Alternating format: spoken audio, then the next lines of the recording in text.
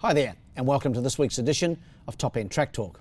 I'm Andrew O'Toole, and today we'll be previewing the first meeting back at HQ since Darwin Cup Day, which will be this Saturday, the 27th of August. It is always a special day on the racing calendar as we remember with great fondness the late Melanie Tyndall, who lost her life in a Darwin race fall on this day 3 years ago. Melanie was not only a jockey but also an NT police officer, and there will be a prayer and blessing of the track prior to a race one on the day, and the mounted police unit will also participate in the ceremony. The last race is also named in honour of Mel. The first race is timed to go at 3:14 p.m, while the last of the five is scheduled to jump at 5:40 p.m. In the first, the Top End Racing Awards on the 16th of September handicap. That'll be a night not to be missed. It's a benchmark 76,000 and my numbers are 1, 3 and 4. Going here up the top with number 1, Ideas Man, trained by Chris Nash and to be ridden by Paul Shires. Paul's only had the 3 rides on the horse for 3 wins, so he's got an unbeaten and unblemished record on Ideas Man. Ran down the track, did this horse in the Palmerston, but then came back on the Monday and finished a close-up 4th behind Glock in the Lightning. In this small 5-horse field, I think he'll take a power of beating from the 3 gate. Number 1, Ideas Man on top. Ahead of 3, Belmont Day, Gary Clark, Jared Todd, the combination. Haven't they had a great run during the carnival and even down at Catherine the other day? Belmont Day last started when 2nd behind Glock. In the Lightning, just got run down late. That was 1,000 metres. This is 1,000. He's the hardest, I think, for Ideas Man to beat. And then for third, number 4, a newcomer to the top end in Cielo d'Oro, trained by Phil Cole, Wayne Davis aboard. I hope I said that right, Cielo d'Oro. First start here in the top end, as we mentioned, last started at Moonee Valley. That was back in December last year. Finished third on that occasion. I understand this horse has got 2 or 3 good performances and winning performances at Moonee Valley to his credit. So if he can reproduce that form here in the top end, he must be some chance here. Numbers in the first, 1, 3 and 4. The second's the Silks Darwin handicap, this one over the 1,000 as well for the Class 2 gallopers, and a good sized field going around here. My numbers are 3, 4 and 6. Looking for Chris Nash to take out the first 2. I'm tipping Champs Dior here with Stan Sakos in the saddle. Was a winner last start out at Catherine and won well on that occasion, won by nearly 4 lengths, beating Wild Rover, who's a rival again in this. She raced pretty well, this 5-year-old mare, through the carnival with a couple of third placings in some pretty decent lineups. Got that deserved win at Catherine. I think she can go on with the job. Number 3 on top, Champs Dior. Ahead of 4, Mystery Flyer, another horse that won at Catherine. That was a maiden win, trained by Phil Cole, Wayne Davis aboard. Like the style of that win, had to travel wide early and held on gamely to beat Air Command. Can get some of the money here. And then for third, number 6, a Little Kibo, another one that raced down the road at Catherine a fortnight ago. Sonia Wiseman for Tom Logan.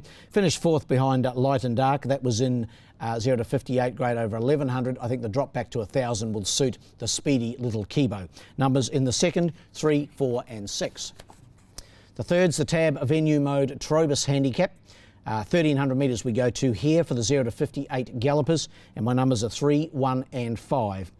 Another Catherine winner is number 3, Afternoon Tea, and I thought it was impressive down there and can follow that up with a win here. Wayne Davis for Phil Cole. Coley not here at the present time. He's got a team down in Queensland, so we wish him all the best. I think he's racing at Batuta this weekend, wherever that is, but good luck to him. But the team certainly well looked after here in the top end. Wayne Davis aboard, Afternoon Tea, and that win over 1,300 beating against the tide at Catherine was good. In for second, number 1. Fractured Late was a winner during the carnival on the 23rd of July for David Bates. And Alice Lindsay visiting from South Australia. Good to see Alice back with us on Saturday.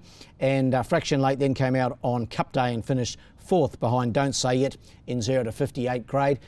Shorter race well here.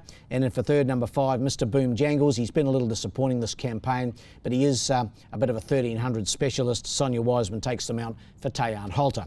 Numbers in the third, 3, 1 and 5. The fourth, the Darwin Racing handicap. We move to the 1,200 metre barrier now for the benchmark 54 event. And my numbers here are 4, 5 and 2. Blueberry Boy, I've got on top here for Tom Logan and Sonia Wiseman. Raced during the carnival on the 1st. That was the horse's first run since May when it was a winner.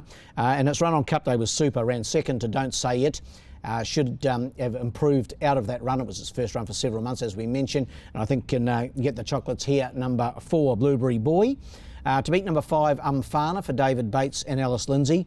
Ran second a fraction late during the carnival, the stablemate, and then came out and won here on the 30th of July, which was Palmerston Day, beating Air Command. He's since gone on and run second at Catherine. So pretty good form lines around Umfana. And then for third, number 2, Seacom, or Siakam, or Siakam, never sure. Jared Todd aboard for Gary Clark. Racing consistently, doesn't win out of turn, but gets a good chance here, number 2. My numbers in the 4th, 4, 5 and 2. And the last, the Melanie Tyndall Memorial. It's over the 1100 metres. It's for the 0 to 64 gallopers. And my numbers here are 1, 3 and 2. Number 1, Expert Witness. He'll wear the National Jockeys Trust colours in this event.